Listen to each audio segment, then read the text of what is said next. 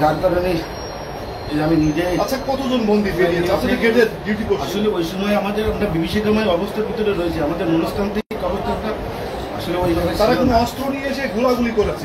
না না না, ওটা ছিল তাদের কাছে দেশি ওই যে বললাম না ভিতরে চলাগুলো ছিল, আর বাইরে থেকে আগে থেকে আমরা বাইরে প্রোডাকশন করে ওদেরকে প্রোডাকশন করছি আর তারপরে এই দুর্ঘটনা ঘটে গেছে। আমাদের এটা 15-20 জন গুরুতর আহত। তারা কোনো হয়েছে কিনা না হয়নি। ওই সময় কি বাইরের কোনো লোক ভিতরে ঢোকার চেষ্টা করেছে? চেষ্টা করছি, কিন্তু ওদেরকে প্রতিরোধ আমরা আগেই করছি। ওদেরকে প্রতিরোধ আমরা আগেই করছি। কি পরিমাণ মানুষ হবে বাইরে মেলা আসলে ওইভাবে তো বলতে পারবো না। সরি, আমাদের মনে এইটা কি ওই যারা বাড়ায় গেছে তারা বাড়ানোর পর পর সব ফাঁকা হয়ে গেছে না ছিল? তারাও ছিল। স্যারের সাথে আমাদের সাহেব আছে, সুভাষ সাহেব আছে, ওনার সাথে কথা বললে ভালোভাবে উনি উপস্থিত ছিলেন জায়গায়।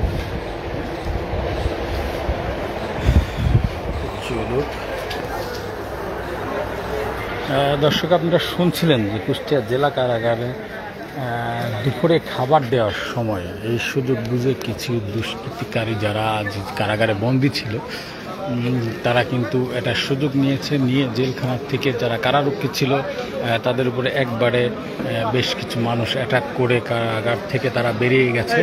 এবং সেই সময় বাইরেও অনেক জটলা ছিল, তো কারারক্ষীর কিছু অংশ তারা কিন্তু বাইরের জটলা দূর করতে ব্যস্ত ছিল এবং এখানে যারা ছিল তারাও এই দিকটা ঠেকানোর জন্য ব্যস্ত ছিল। তার মধ্যেই কিছু বাড়ি এই জায়গার থেকে বেরোয় চলে গেছে। প্রায় তাদের আনুমানিক তথ্য অনুযায়ী 20 থেকে 25 জন বা তারও বেশি হতে পারে। এখনও তাদের গণনা হয়নি, গণনা হলেই তারা সঠিক তথ্যটা দিতে পারবে। তবে এখানে কিন্তু তারা এই পিছনের দরজাটা ধাক্কা দিয়ে ভেঙে এসে কিন্তু তারা এই জায়গায় একটু ভাঙচুরও হয়েছে, ধস্তাধস্তি হয়েছে আমরা যেটা শুনলাম।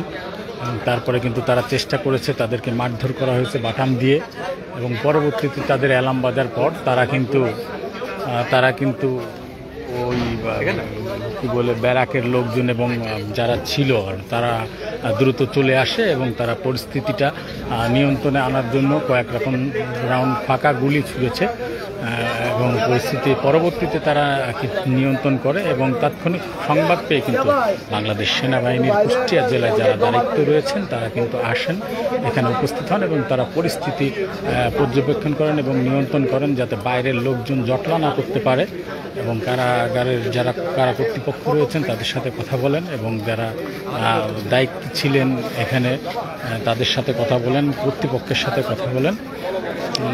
তবে এখানে যেটা আমরা শুনতে পাচ্ছি যে যারা ওই সময় প্রতিরোধ করার চেষ্টা করেছে কারারক্ষীরা, তারা যেমনটি বলছে যে এটা বেশিরভাগই যারা পালিয়েছে তারা হচ্ছে কিশোর। তার মানে তারা যেটা বলল যে কিশোর গ্যাংয়ের সদস্য হতে পারে তারা, এরকম একটা তাদের ধারণা। এখন কিন্তু এই জায়গা উৎসুক মানুষের ভিড়, থমথমে অবস্থা বিরাজ করতেছে আমরা দেখতেছি। এখানে কারারক্ষীরা সব সতর্ক অবস্থানে আছে, এখানে প্রশাসনের লোকজনও আছে এবং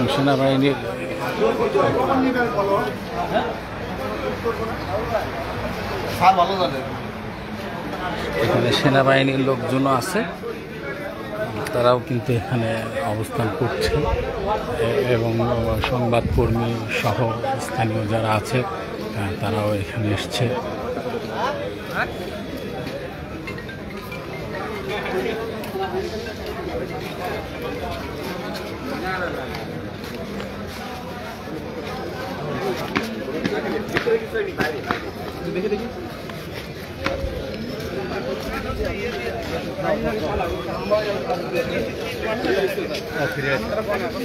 আমরা দেখছি একজন কারাবন্দী যিনি ওই সময় উদ্বিগ্ন পরিস্থিতিতে বুঝতে না পারে কিন্তু বেরিয়ে গিয়েছিল, সে স্বইচ্ছায় কিন্তু নিজেই এখানে আবার উপস্থিত হয়েছেন এবং তিনি চান না যে এইভাবে আমি পালিয়ে যাই, যার কারণে সে আবার নিজের থেকেই কিন্তু কারাগারে চলে এসেছেন এবং কারা কর্তৃপক্ষের সাথে কথা বলে নিজের স্বইচ্ছায় কিন্তু আবার কারাগারে ফিরে যাচ্ছেন।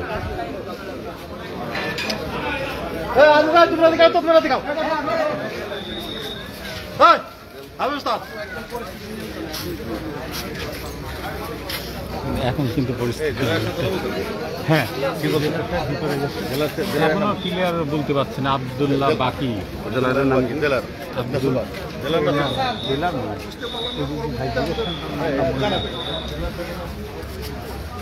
ওই যে ওনাকে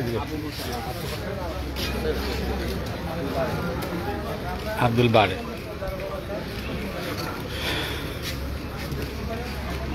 এখন কিন্তু পরিস্থিতি অনেকটাই নিয়ন্ত্রণে আছে এবং আমরা দেখছি যত কারারক্ষী আছে তারা কিন্তু এই জায়গায় অবস্থান করতেছেন সতর্ক অবস্থায়।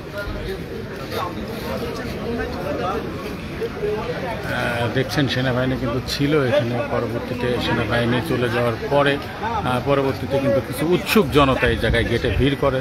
তাৎক্ষণিক সংবাদের ভিত্তিতে আবার পুনরায় সেনাবাহিনী কিন্তু এই জায়গায় উপস্থিত হয়।